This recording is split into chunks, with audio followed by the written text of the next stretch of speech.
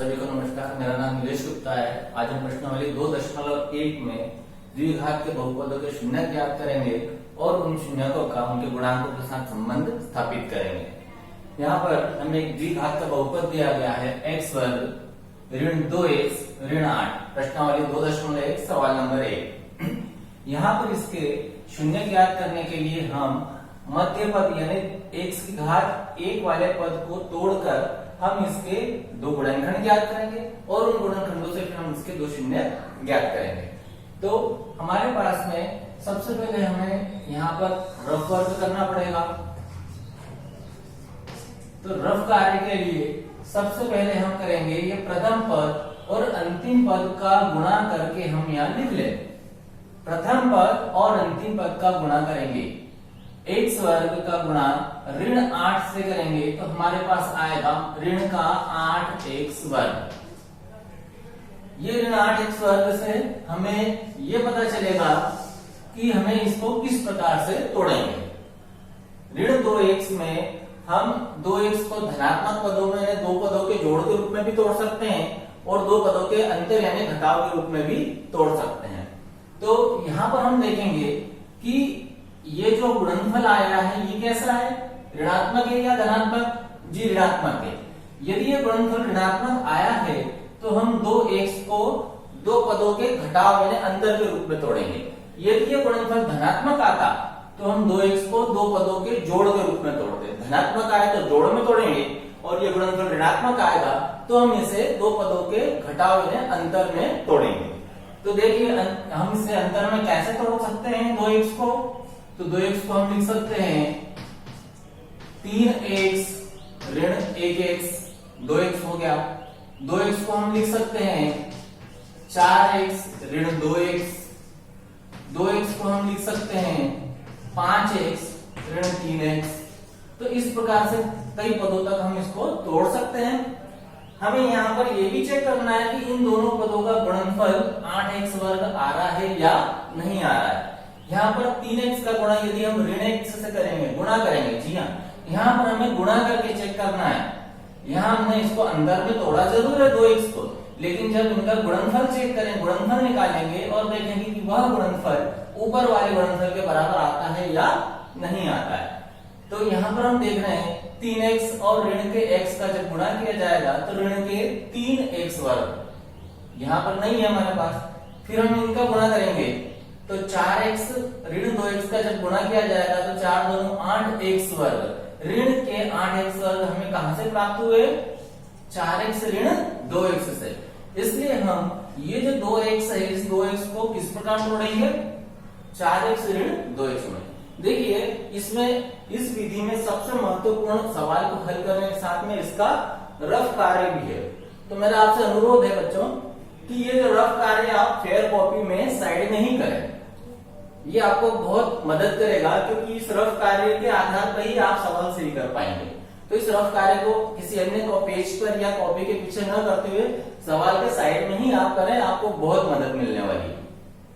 तो यहाँ हमें समझ में आया कि 2x को हम किस प्रकार तोड़ेंगे? 4x ऋण 2x में। यदि आप इसे सही प्रकार से तोड़ पाए तो आपका सवाल सही प्रारंभ होगा, अन्यथा आपका सवाल सही तरीके से प्रारंभ ही नहीं हो पाएगा। तो इस विधि को थोड़ा सा ज्यादा तरीके से तैयार करें। यहाँ पर हमें पता चल गया। अब हम अपने सवाल को प्रारंभ करेंगे। x वर्ग की जगह हम x वर्ग लिखेंगे, ऋण के स्थान पर ऋण लिखेंगे और हमने देखा कि 2x को जिसे हमें तोड़ना है उसका सही रूप क्या है? 4x ऋण 2x। तो इसकी जगह लिखा हमने 4x ऋण 2x और ऋण का 8 को हमने जैसा कि वैसा लिख दिया। अब हम इस कोष्टक को खोलेंगे। जब ये कोष्टक खुलेगा तो ऋण चिन्ह का गुणा 4x से भी होगा और ऋण चिन्ह का गुणा ऋण 2x से भी होगा। तो x वर्ग 4x पर ऋण चिन्ह का जब गुणा होगा तो ऋण का 4x हो जाएगा। ऋण 2x पर जब इस ऋण चिन्ह का गुणा करेंगे तो धन का 2x हो जाएगा और ऋण 8 हमारे पास जैसे कि वैसे आ गया। अब हम देख रहे हैं कि हमारे पास ये 3 पदों को हमने 4 पदों में तोड़ दिया। जी हाँ, अब ये प्रारंभ के 2 पदों में से जो राशि कॉमन आएगी उसे हम कॉमन निकालेंगे, उभयनिष्ठ निकालेंगे और अंत के दो पदों में से जो राशि हमारे पास कॉमन आएगी या ओवेनिस्ट आएगी उसे हम ओवेनिस्ट निकाल लेंगे। यहाँ पर x वर्ग और 4x में से एक x कॉमन आ रहा है तो हम एक x कॉमन ले लेंगे।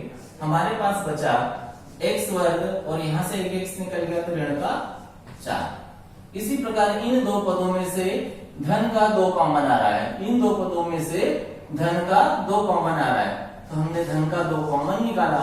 जब इन पद में से धन के 2 को कॉमन ले लेंगे तो हमारे पास बचेगा 1x और ऋण 4 में से जब हमने धन के 2 को कॉमन लिया तो हमारे पास बचेगा यहाँ पे ऋण का 4। इस प्रकार हमें ये दो गुणनखंड प्राप्त हुए, दोनों दो पद हो गए, एक पद ये हो गया, दूसरा पद ये हो गया। दोनों पदों में एक कॉमन गुणनफल है, समान गुणनफल है, वो है x ऋण 4। x ऋण 4, इस x ऋण 4 को हम पुनः कॉमन लेंगे। x ऋण 4 को हमने पुनः कॉमन लिया तो हमारे पास बचेगा x धन 2, x धन 2।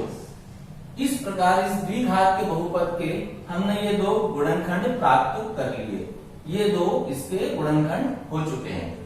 अब इन दो गुणनखंडों से हम शून्य ज्ञात करेंगे तो शून्यकों की परिभाषा जो हमने समझी है, पढ़ी है, उस परिभाषा के अनुसार पहले हम इस गुणनखंड को शून्य के बराबर रखेंगे और एक शून्य प्राप्त करेंगे, फिर इस गुणनखंड को भी शून्य के बराबर रखेंगे और दूसरा शून्य प्राप्त करेंगे। तो यदि x ऋण 4 बराबर 0 लेते हैं तो यहां से ऋण 4 को हम पक्षांतर करा हमने, x बराबर धन का 4, ये हमें एक शून्य प्राप्त हो गया। उसी प्रकार यदि x धन 2 बराबर 0 लेंगे तो यहां से धन 2 को पक्षांतर करेंगे तो हमें x बराबर ऋण 2 प्राप्त होगा, ये ऋण 2 हमारा दूसरा शून्य हो गया। इन शून्यकों को प्रदर्शित करने के लिए हम दो संकेतों का उपयोग किया था हमने, वो संकेत है अल्फा और बीटा। तो यहां हम लिख देते हैं अल्फा बराबर 4 और बीटा बराबर ऋण 2। यहां हमारे पास में दो शून्य आ चुके हैं। अब इन शून्यकों का हमें सवाल के दूसरे भाग में शून्यकों का उनके गुणांकों के साथ संबंध स्थापित करना है। जी हाँ, अब ये जो शून्यकों का गुणांक के साथ संबंध है ये हम अगले वीडियो में करेंगे। निरंतर बनी रहिए, अगले वीडियो में देखिए सवाल का दूसरा भाग। नमस्कार।